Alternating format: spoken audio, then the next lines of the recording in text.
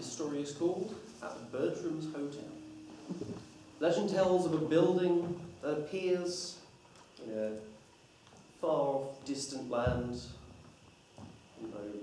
Birmingham or something, someplace that is never touched by man, just in some far off field which doesn't have many people normally going around there. The building just appears, stays there for a while, gets in some business, then leaves, goes elsewhere. This building contains within it a hotel manned by a rather eccentric person known as Bertram. He runs a hotel there, one of the finest hotels ever created. The place is exquisite, it's of the highest quality and caliber. There are many people who attest to that. They all say it's fantastic if you can find the hotel. Of course, by the time they want to come back and visit it again, it's already gone somewhere else. But the hotel's not the important part right now.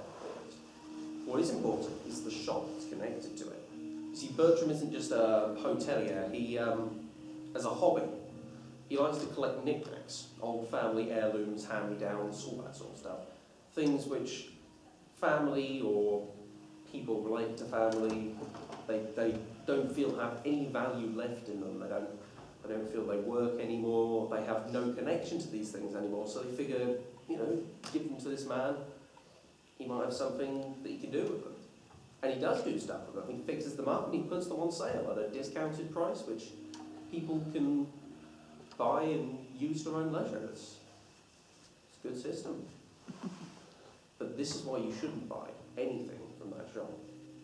As our protagonist, let's call him Jim, finds out. Because one day Jim decided to go to this house, this building on the hill. And he went up there and he was looking for a few things. He's primarily looking for a TV. He didn't have much money. He's not a well-off man. Couldn't afford a TV. But he goes in here and he finds a TV. And it's perfect quality. You can see everything clearly. He can watch his soap operas. But strangely, the vision on the TV is just a bit too clear. It's suspicious for a TV that seems to have been made in like the 80s or so. But regardless, he buys it. He takes it home. And with it, he also takes home a condo for his cat. Because he likes his cat and he wanted something for his cat. And it was there, so he could buy it. So he brings it home. And he starts using it. Everything's great. Everything's fine. But after a few days, he starts to notice something strange. And by something strange, he means whenever he turns on the TV, what can only be described as ghosts fly out of the TV, spin around the room, and shout expletives at him in foreign languages. Isn't quite like being sworn at in Italian and German. So, obviously he's got something to complain about. What's more, the TV doesn't actually work. It's just showing static all the time. And then when he turns it off, he gets blackouts and looks on his wall and there's blood on the wall, saying things like, turn back or go home. That's a bit redundant because he is at his home. So, obviously he wants to complain about this. So he takes the TV back and the condo back. He takes them back to Bertram in this building that is still here. Obviously he wasn't moving yet. He brought them back and he said, I'd like to return these items. And Bertram goes, well, why? Why do you want to return these items? Well, for starters, the TV doesn't work. It's haunting my house. And the condo, I don't even know where to begin with that. But now my cat is flying around the room at ridiculous speeds and shooting lasers at my face, which isn't very fun. I mean, it's only a laser pointer type laser, but it's still annoying. I don't quite like it. So Bertram says, well, I'm sorry for that. Are you sure it was the condo? I'm fairly sure it's the condo, Bertram. Right, okay, well, in that case, please allow me to give you a night at my hotel as consolation. I'm a fair man. I can't do much about your money. I'm afraid I've already spent it on improving the hotel. But I give you a free night at my hotel, all be forgiven. Yes? And Jim thinks for a moment. He thinks about it and he decides, okay, yeah, why not? I'll give it a night at the hotel. Why not? And he is very glad that he chose it, because this hotel, as I've said before, is the finest hotel ever made. 5 stars. In fact, it's so great, he got an extra star on top of that. It's the only hotel in the world to have an extra star. That's platinum. It's not gold. It's a different colour. It's that good. And this is the finest. Just the finest. He goes and he has dinner, and the dinner is the best. He looks into the kitchen and he sees not just one great chef, but 2. There's Gordon Ramsay and Jamie Oliver working at it. They're not getting along too well, but they're making good food. That's what counts. They're making this food, and he loves his delicious dinner. And he goes to the bed, and he sleeps in it. And the bed is lovely. It feels like there's about 4 layers of mattress squashed down into one. It feels like sleeping on a cloud. That's how comfortable it is. And what better is the pillows. They have a person specifically denoted just to fluffing the pillows to make sure it's nice and comfy all night. And this person will come in and out every hour and fluff the pillows for you while you're sleeping. You don't even notice that it's happening. But it's just those little things that make Bertram's Hotel just the finest experience for everyone. But he has a bit of a problem. Jim gets thirsty during the night. And as much as he'd want to just stay here, he's getting fairly thirsty. He needs to get a glass of water.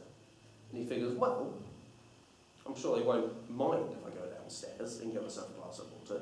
So Jim gets up, goes out of the room, he goes downstairs, through the darkened hotel. Still looks very nice in the dark, strangely enough. Not creepy or anything, but very nice.